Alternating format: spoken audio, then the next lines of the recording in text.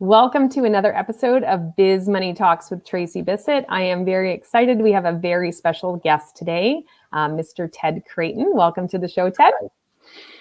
Thank you, Tracey.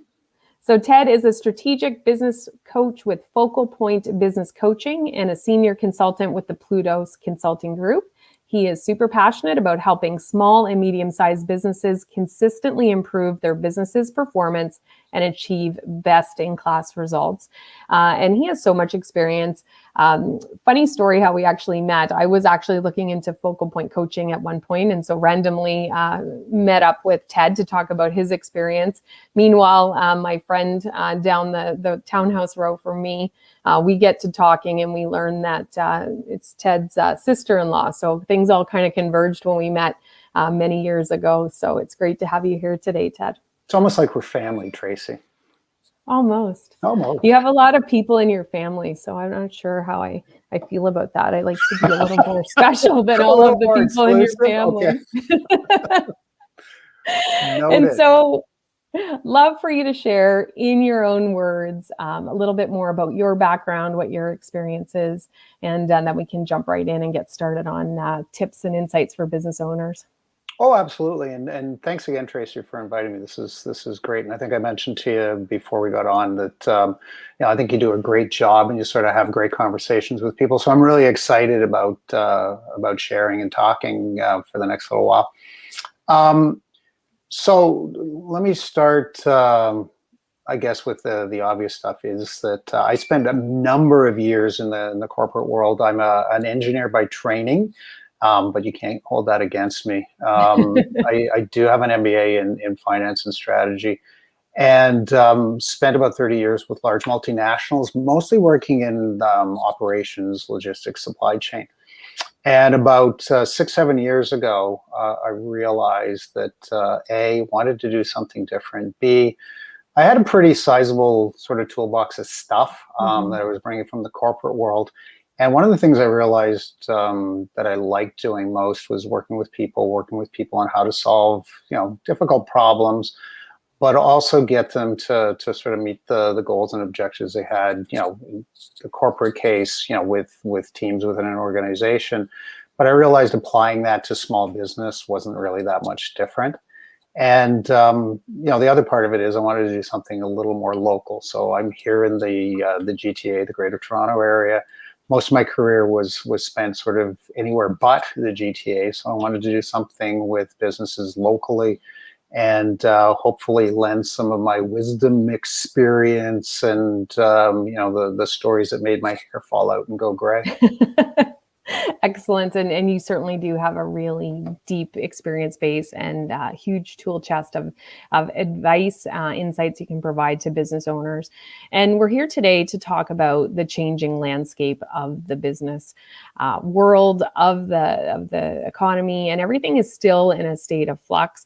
And it's so important for business owners to be current, to be able to be agile and be able to navigate change and not to kind of sit back and wait to see kind of a too long a period to see how things are going to go, to be able to examine what's going on, get help from people who can help them diagnose what's going on and actually leap into action, which is so key. And while we're going to be fully coming out of lockdown, we hope in the next little while, and things will get back to probably not exactly pre-COVID normals, we still need to be always on top of our game to be able to navigate change. And we don't just want to survive through this. We want to be able to thrive. And so it's so great that, Ted, you're here to share with us your insights. Now, you've certainly worked with a lot of clients of different sizes, different industries during the pandemic. What can you share from your work that people have been doing well in their businesses and maybe some areas where improvements are really needed? Sure. Actually, one of the things, if I can, I wanted to take a step back in my corporate life. One of the things I got involved in, and it was always interesting, was to do disaster recovery and contingency planning and all that sort of thing. So I remember that from my days at TD. Absolutely. Yeah.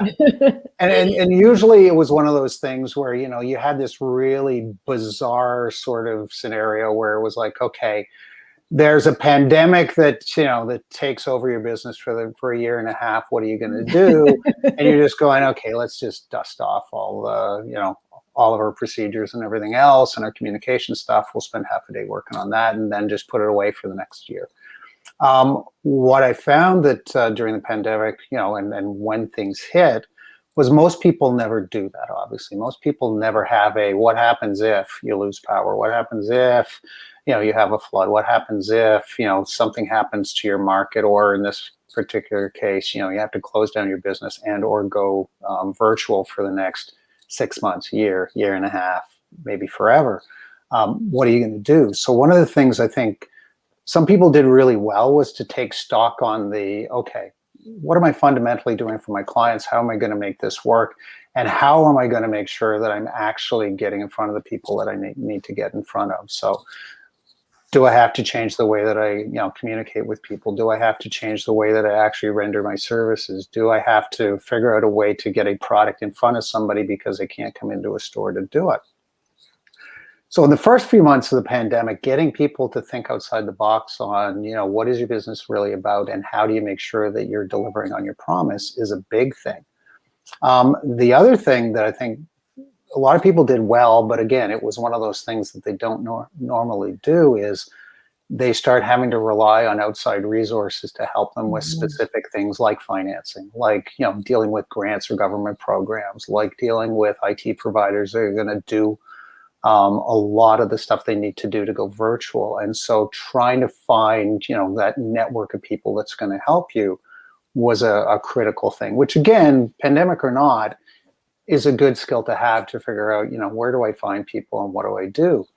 And so I found a lot of people were particularly good at sort of getting better at asking for help, asking for resources.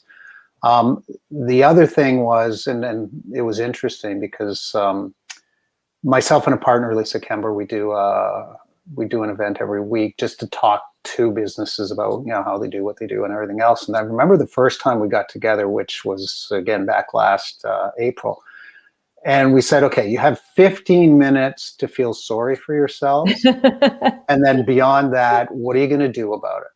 So a lot of people having a can-do and just a problem-solving attitude was a huge benefit. And we were talking about before we got on this discussion, Tracey, just about the fact that a lot of people were kind of paralyzed, and a lot of people really couldn't sort of get past the fact that either their business was less than it was, or in some cases their businesses disappeared. They didn't know how to sort of take the next step. A lot of people, on the other hand, once they recognized that, it is what it is, you got to make the best of it. A lot of people were very resilient and then just sort of rolled up their sleeves and said, okay, if I have to pivot, I'll pivot. If I have to get funding, I'll get funding. But, sure as heck, I'm going to make sure that my business survives past this whole thing. That's great. And certainly taking stock is always important. And we should be doing that regularly in our business. We shouldn't be waiting for a pandemic to come along and kind of force the issue. But that point you mentioned about asking for help and making sure that you're doing that and getting the right resources, we all can't do things alone. We're all very smart. We're all capable of learning most things, but it's, can we do it as well? Do we have enough time? And should we just get to the right person who can help us? I remember when I started my business, I was great at like 3 things after my executive role at TD. And there was the 47 other things I had no clue how to do. And I had to find new colleagues, new people in my network, and the right people to get there. And it's so important. So I think that should be something that certainly people embrace if they haven't already, but moving forward as well. And that point you mentioned about people being paralyzed, I certainly saw that as well, and still seeing it to some extent, but I think most people are moving beyond that. So if you are listening and you are still feeling a bit overwhelmed or paralyzed, it's okay. But you do need to take stock, and you do need to make some forward motions, which is critical. And so as we do look to brighter days coming, it's exciting. We were just talking about maybe there's concerts in our future. I don't know when that's going to be, but and I don't know how I feel about that yet, but I love concerts. So I'm certainly excited to get back to that kind of stuff. What should business owners be thinking about as those days are coming? And if you can share any stories or lessons from your tried and true experience would be really appreciated, I think, as people are thinking about what do they need to put in action.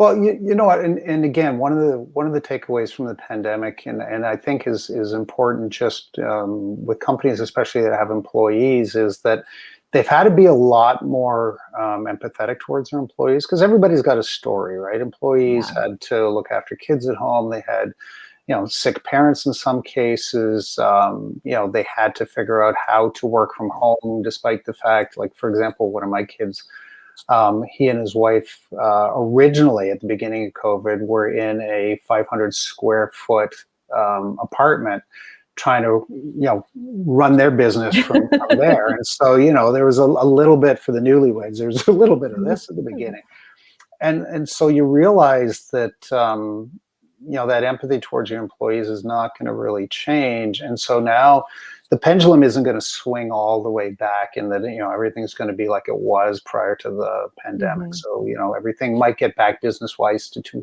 2019 levels, let's say revenue wise, but the way you do business is probably going to be somewhat different.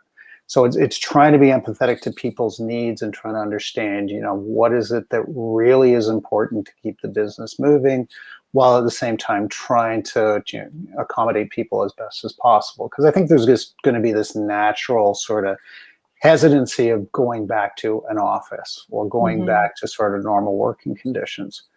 But the other thing, again, kind of paradoxically, is that one of the things I find is that, and I'm telling people this right now, start thinking about hiring. Like, start thinking Yeah. about, as your business grows. Because again, when you think back, and I know people are talking about this as being the, 100 years later, sort of the next roaring 20s. But I mean, at the end of the Spanish flu in 1919 or whatever, the roaring 20s came after that. And so with all this sort of pent up sort of money and demand, there's probably going to be a real sort of resurgence of economic activity. And you don't want to find out that you need more people when you need more people. You want to really Yeah. anticipate, if things are going to pick up, where are we going to find them? Because you've probably heard it as much as I have, that there could end up being a bit of an employment shortage in certain areas. So if you don't think about it and start looking now, you might be disappointed going forward. So with my clients, a lot of times that's what we're talking about, despite the fact people are saying, yeah, but show me.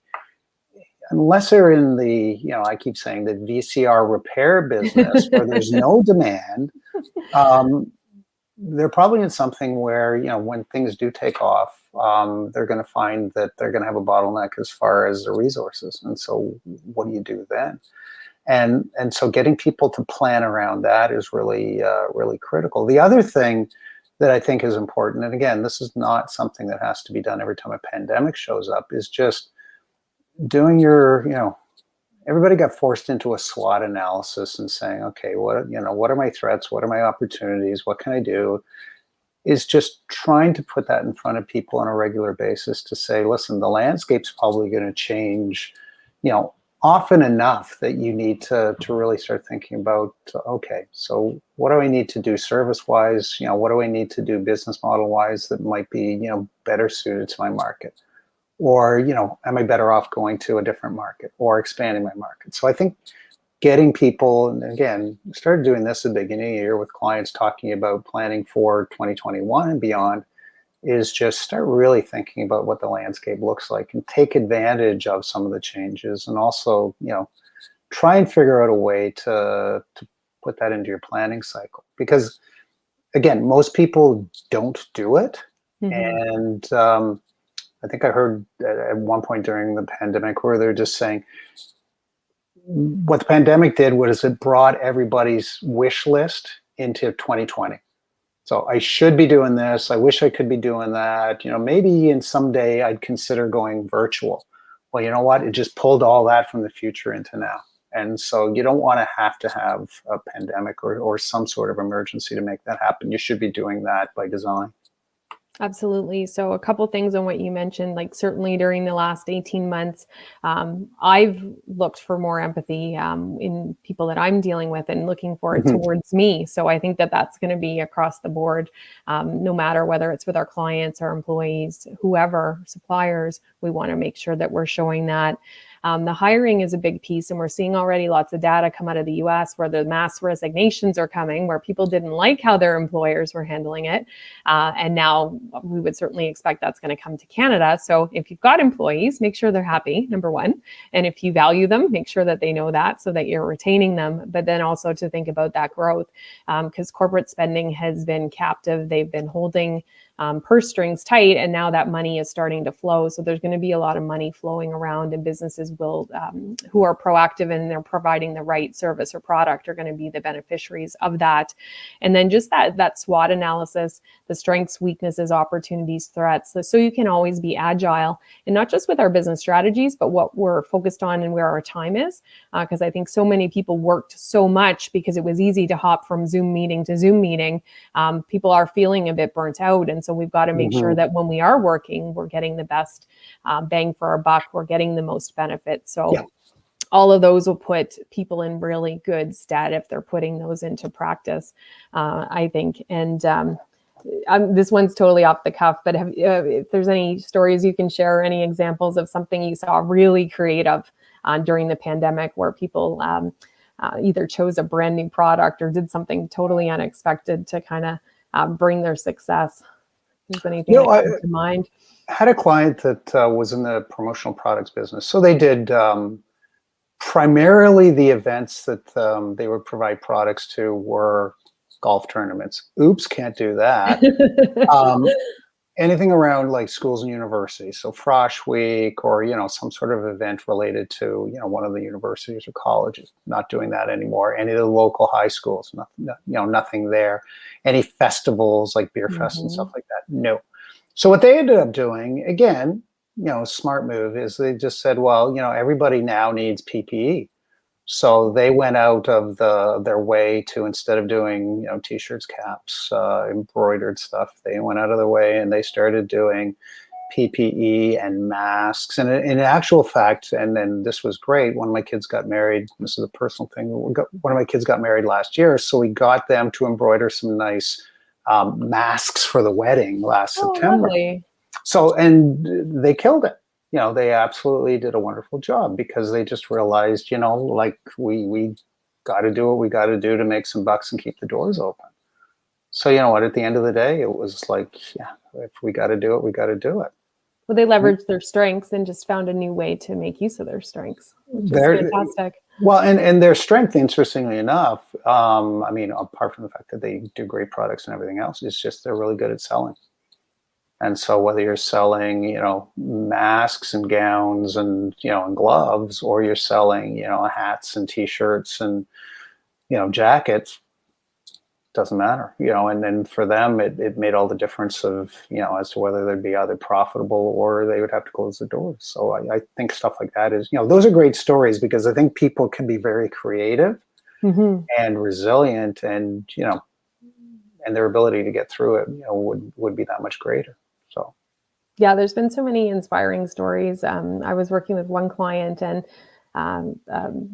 in the hospitality industry, and their revenue plummeted, but they got a great handle on their expenses. So on a very much reduced revenue base, they actually made more money than they've ever made, which is hard to imagine. And it felt not good in the time. But then when they actually started looking at their numbers, they realized maybe we need to do something different going forward, because we were running around crazy all the time, not enough time to do anything, and we were not making this much money. So how can we take some of these lessons now and employ them as we move forward? So all kinds of great things that are going to come out of this situation. And what's cool about it, I think, is the fact that these are probably things that in the back of their minds they were thinking at some point, this would be a really cool thing to do at some point, but we're too busy doing other stuff. And so it really forced them to do things that now have paid off. And now all of a sudden things are coming back. They've actually broadened their base of sort of products, services, and people that they can reach out to. So it's actually, to your point, it's a really good news story because, they've set themselves up even better for the future. Yeah, it's excellent. Now, shifting gears a little bit, I saw a recent post that you had on LinkedIn, and you were talking about how much you dislike small talk. So I saw that and I'm like, this doesn't make sense to me, because I, and any people who are watching who know you as the guy when we're at a networking activity or event. You are the guy everybody's coming to talk to, and you're always very sociable and chatty and having lots of conversations. So tell us about this, kind of how it shows up in your life. Did you always feel this way, or did you become a little bit more extroverted as you grew up? And certainly then, what are the lessons that we can take from this in terms of how we build relationships? Well, yeah, and it's interesting because I think, and the reason I said I don't Small like talk. it actually was because of the fact that the article, and it was written by, well, it was actually an excerpt of a book by this fellow named Joe Keown, and the book is called The Power of Strangers. And the interesting thing around it was that the whole thing around small talk's a necessity, but it's not an end in and of itself. It's really something that is just, it's kind of part of the dance to get to know people a little bit more. And so, I don't like it because it's usually, a discussion around, okay, let's talk about the weather. All right, let's talk about the The leaf. traffic, the whatever. Yeah, boy, oh boy, the gardener is a pain in the neck again. So it's really not adding any value, but it's really that, as I said in the article, which I found was really interesting, it's kind of the beginning of the dance to sort of say, okay, what do we talk about? Like, what do we really talk about? So that's just getting the process started, because inevitably what you want to do, and what I like doing, is just, okay, tell me about your family, tell me about your business, tell me about your dreams and aspirations. But you don't want to sort of put people off at the beginning and start asking. Here are my 10 questions I want to ask Yeah, you. And I don't want it to be be the Spanish forthcoming. Inquisition. You're right. So I don't like the small talk part, but it's a necessary evil, because the fun part is, I'm sure it's the same with you, is once you get to know people, people are fascinating in what they know, who they are, what they've done, where they've been, all that sort of stuff. And that's the part that's really, really interesting. And that's really how I always find you kind of deep in the relationship, by getting to those questions. But you have to start with the weather and the Leafs game and the traffic and, like all that sort of stuff to get there. And I'm okay with the process part. It's just, a lot of times small talk can be a little sort of off-putting and boring. Do you have any tips for making that leap from the small talk into one of those bigger questions, or a little bit more personal questions, to get them talking? Because I know a lot of people who will be watching, they might not feel very comfortable broaching something a little bit more personal. Well, and that's a good point. And actually, I'll preface it, because in this particular article, the author went to sort of, it almost sounds like a getting to know strangers kind of course in London, England. And one of the keys is just, getting away from the open-ended yes or no type of things to, like, for example, how are you doing today? Well, fine. The recommendation he had was, well, I'm about a 7.5 out of 10. And this is why I'm a 7.5 out of 10. How about you? And people typically, if you say something like that, they'll go, well, yeah, I'm kind of a 6. Well, why are you a 6? What's going on? Tell me a little bit about what's going on in your life. And so that really opens things up. So if you And go then they from get the to really, choose. They choose then what they share with you. You're not yeah, putting them people on the tend to spot. mirror sort of what other people are doing. And it's just, so if you're getting kind of specific, but you're sort of adding a little bit of color to it, they'll probably do same. And I find that really works, because at the end of the day, and again, you've heard this as much as I have, I don't want to be the most interesting person in the room. I want to be the most interested. So I want to ask the questions. I want to get people, talking. I want to get them sort of talking about, what they do and why they're great at what they do, and, how they're different from everybody else. But it takes a little bit of probing and some questions, and not to try and make it off-putting or anything like that. Because one of the quotes, again, out of this article, which I thought was good, was, it's not up for other people to tell us why they're interesting. It's up to us to discover it. And I thought that was really cool, because it's true. It's up to us to sort of pull it out of people, versus people, blurting out that, they learned to play violin when they were 18 months old, that sort of thing.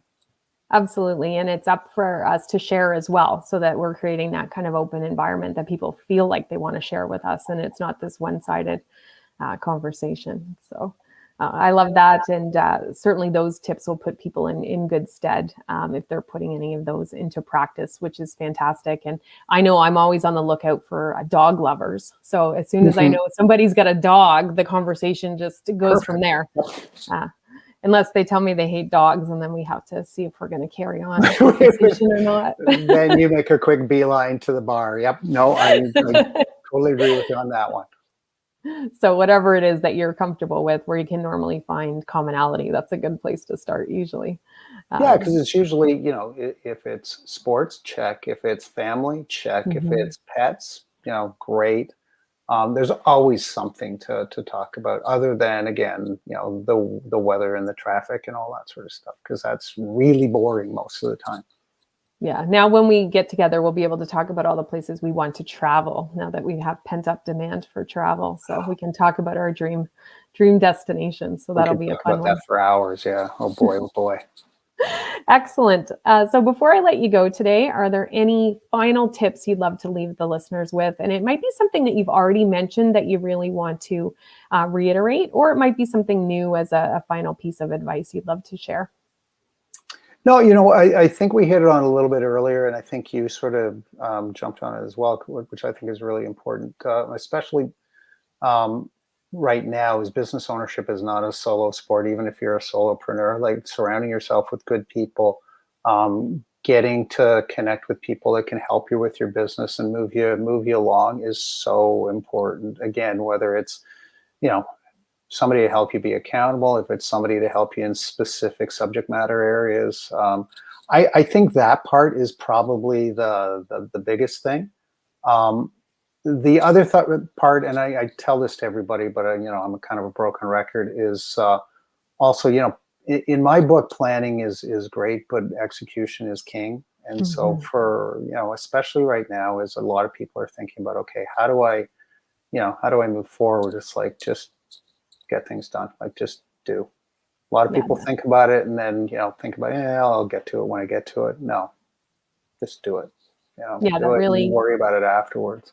That consistent and perfect action really moves the needle versus when you can get a plan to get it perfect, that you're probably going to miss out on some opportunities in the meantime. Yeah, totally. And I find you were saying it earlier, which is true, is that people can be paralyzed sometimes because, again, they get too much in their head and they're just going, okay, there's too many things going on. So rather than do everything, I'll do nothing. It's just trying to get people to take that one step or two steps or a few steps so that, they can at least move forward. And again, if one of those steps is including other people to sort of help you along your journey, even better. Absolutely. And you and I have unique vantage points. We get to look inside a lot of people's companies and see what they're doing. So we get to see a lot of ordinary people taking really great action and making kind of extraordinary things happen. So I think that's a good message for people as well, because if you don't get to see other people's businesses, you don't know. You think everybody else has superpowers, but it's that hard work and commitment and dedication.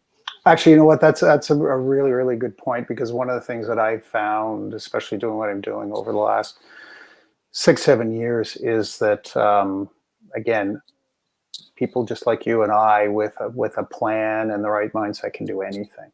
Like it's not, there's no special sauce. There's no, pixie dust or anything like that. It's just a well thought out plan, well executed, hard work, and just, add some of the right people along the way, and anybody can do it. Yeah. Have the setbacks, move on, keep going, and it's going to turn out.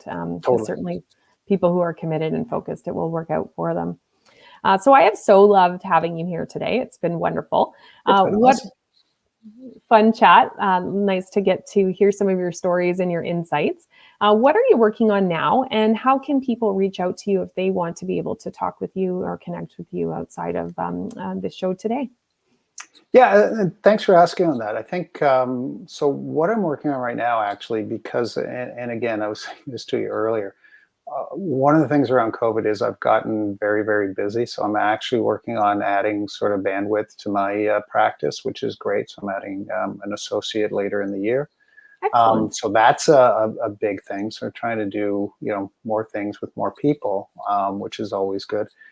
And one of the things, and I think might have mentioned it earlier, is one of the things that's been really successful and really helpful throughout the pandemic is also just connecting a lot of people. So we're trying to operationalize more opportunities for people, like good entrepreneurs and good business people, to connect with each other. So we're trying to sort of grow arms and legs on that as well, because we realized that there's a lot less events out there, but there's also a plethora of events online that are kind of in some cases. So we're trying to provide value to people as much as we can on a regular basis without expecting anything other than just connecting good people with good people. Easiest way to get a hold of me is my email address is tcreighton at FocalPointCoaching.com. I know I should make that shorter, and my website address is tedcreighton.FocalPointCoaching.com. And always on LinkedIn, sometimes on Twitter, never on TikTok. That's probably good. You're not doing all your dance moves over there. I can't dance. Not that I've ever seen you dance, so I shouldn't be judging. No, you never want to see that. That's frightening.